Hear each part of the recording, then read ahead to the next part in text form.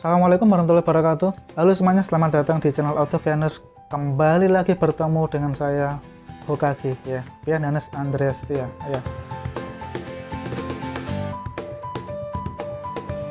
Sebelumnya sudah kita bahas mengenai uji T-test ya, uji beda dua kelompok, dua grup. Saat ini gantian ya, gantian para karena juga banyak yang tanya mengenai uji satu grup ya, T-test paired sample atau uji T-test sampel berpasangan ya.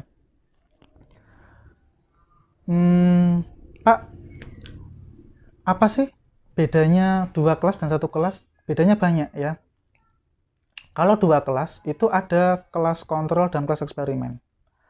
Kalau satu kelas itu tidak ada kelas kontrol dan kelas eksperimen, di mana yang diuji beda ya. Jadi T-test per sampel ini adalah suatu penelitian yang dilakukan untuk mengetahui perbedaan ya, perbedaan yang terjadi pada sampel antara sebelum dan sesudah diterapkan perlakuan atau treatment. Ya, seperti biasa akan saya sampaikan dulu syarat-syaratnya uji T-test sampel paired ini ya. Yang pertama sama seperti T-test sebelumnya ya. Yang pertama itu datanya harus berbentuk interval atau rasio. Bagi yang masih bingung interval itu apa, rasio itu apa, nominal itu apa, parametrik itu apa, bisa lihat link berikut ini yang membahas mengenai skala pengukuran. Ya. Atau yang masih bingung mengenai T-test independent sampel yang dibahas sebelumnya, yang bedakan dengan T-test kali ini juga bisa melihat link di atas ini. Oke. Syarat pertama, interval rasio.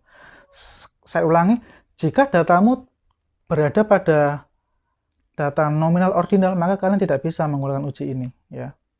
Tidak bisa. Tapi jangan khawatir, tetap bisa menggunakan kaidah non parametrik yang ciri khasnya juga sama, satu kelas. Itu ada nanti, kita bahas di next ya. Yang kedua sekarang syaratnya. Karena uji ini itu satu kelompok atau satu kelas, maka syarat kedua itu uji ini cenderung berdesain pre-test dan post-test, before after ya, atau sebelum sesudah. Contoh nih, contoh. Suatu penelitian dilakukan untuk mengetahui apakah ada perbedaan ya, perbedaan hasil belajar mahasiswa antara sebelum dan sesudah diterapkannya perkuliahan daring secara online. Nah, itu tidak ada kelas kontrol, tidak ada kelas eksperimen, di mana yang dibedakan itu adalah sampel itu sendiri. Jadi sebelum perkuliahan daring itu kita lihat hasil belajarnya. Oh, ketika tatap muka itu hasil belajarnya si Akbar itu sekian, Didin itu sekian, Vian itu sekian. Ternyata ada pandemik, kemudian terpaksa kelas online. Nah, kelas online diberlakukan secara daring, kemudian dites lagi. Oh, Didin sekian hasil belajarnya, Akbar sekian, Vian sekian. Nah, itu baru uji beda antara sebelum dan sesudah. Ingat ya, sampelnya sama. Istilahnya dalam MedPen ini ialah eksperimen semu. Atau kalau dalam bukunya Sugiono, Suharsi Marikunto, istilahnya adalah kuasi eksperimental. Ya, kuasi eksperimen atau eksperimen semu. Mengapa kok dinamakan eksperimen semu? Karena tidak ada kelas kontrol, karena tidak ada kelas pembanding. Iya kan ya? Karena kalau eksperimen kan harus ada yang diuji coba nih, misalnya ada tikus percobaan, ada ya. Ini tidak ada.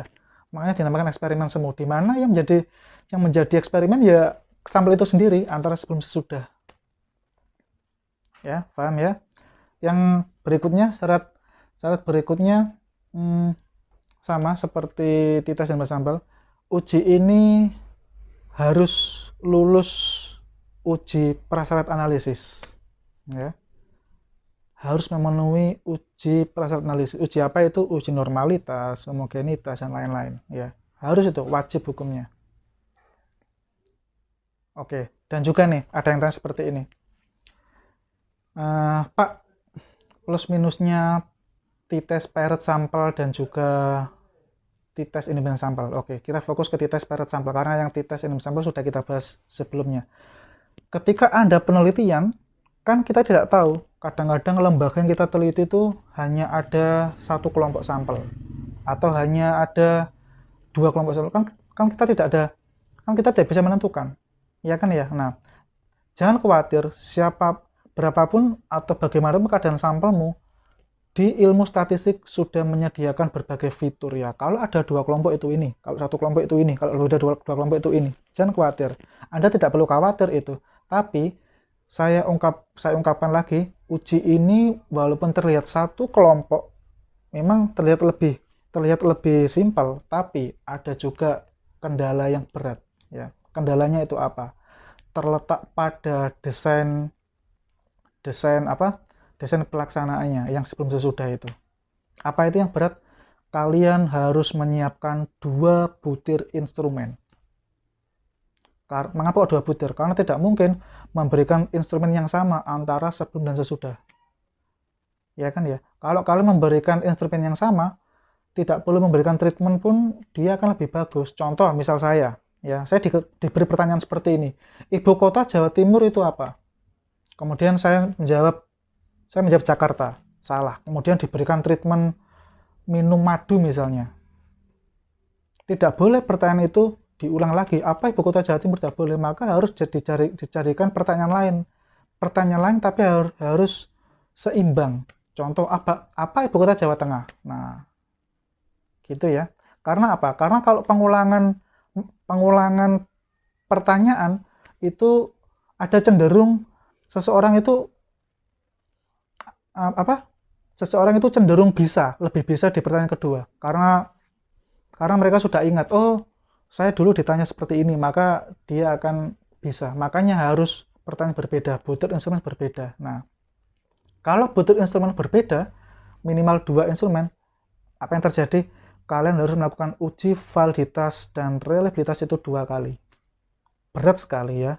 Yang sudah lulus sarjana, magister atau doktor, yang kebetulan karyanya itu kuantitatif, pasti paham bagaimana menderitanya ya dalam uji validitas dan reliabilitas instrumen, baik itu instrumen jenis tes, butir pertanyaan, atau instrumen jenis non-tes, yaitu angket ya. Sulit sekali, berat sekali ya. Jadi memang ada plus minusnya. Yang 2 kelas itu instrumennya simple, yang 1 kelas instrumennya rumit. Dan juga yang perlu diperhatikan, ketika kalian misalnya di ilmu pendidikan misalnya, seorang mahasiswa ingin membuat proposal atau skripsi tentang uji ini, yang perlu diperhatikan adalah instrumen yang diberikan itu harus berbeda ya. Berbeda tapi masih satu materi. Contoh misalnya kalian mengajarkan materi kerajaan di Indonesia ya, dimana pada pengajaran pertama kalian menggunakan ceramah, kalian itu menyampaikan kerajaan Majapahit dan kerajaan Kediri, kemudian dites siswanya, hasil tesnya disimpan dulu, kemudian kalian mengajar lagi menggunakan treatment multimedia berbasis PowerPoint misalnya, berbasis animasi misalnya ya. Jadi mengajar kedua itu menggunakan animasi pakai PowerPoint ya, jadi pembelajaran lebih menarik, lebih seru, lebih interaktif, lebih bernuansa teknologi ya. Kemudian